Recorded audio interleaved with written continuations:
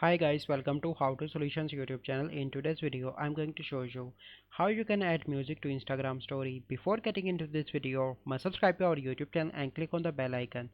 The first step you need to do is to open Instagram. Once you open Instagram, you simply need to click on the icon in the left bottom corner and then you need to swipe or you can and then you need to create a story. So let me create a story.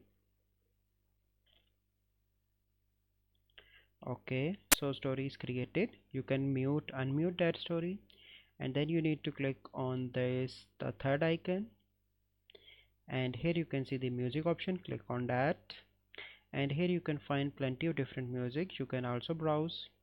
So let's select any music and here you can scroll music according to your choice and then you need to click on done in the top right and click on share. So this is the process by which you can add music in your Instagram story.